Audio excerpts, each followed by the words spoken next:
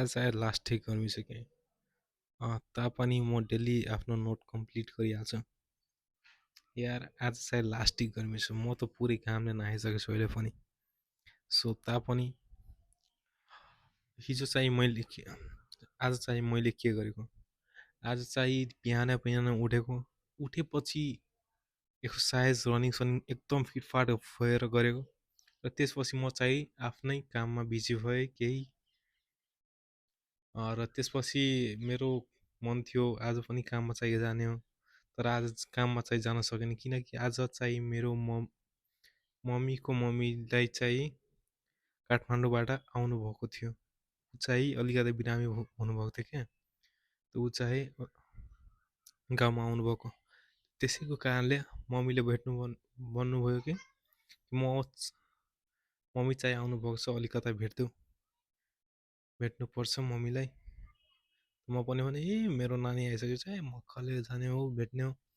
गएँ म भेट्नको लागि। उता भेटेसेटेँ, खानापिना खाएर गएँ, भेटेसेटेँ। नानीसँग 2-4 घन्टा गफसफ गरेँ यताउति।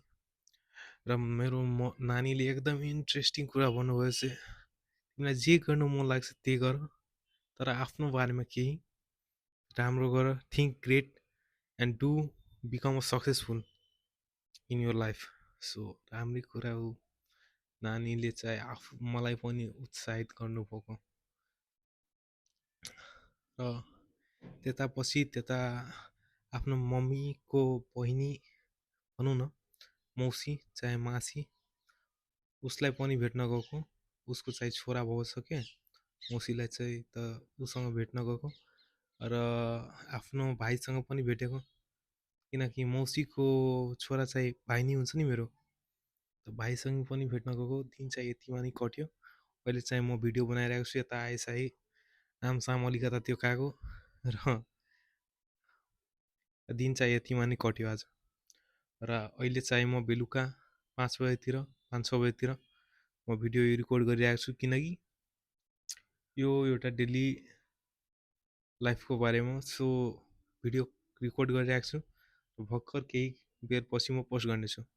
सो यति नै हो। ब्रो कति घाम छ, कति म पुरै घमाइसकेको छु। तपाईँलाई हेरेर लागिरहेको होला, किनकि म अहिले पनि खुल्ला एरियामा छु। तापनि थुप्रै घाम छ यता। यहाँ चाहिँ कम्पनीको dress. Let's finish this video.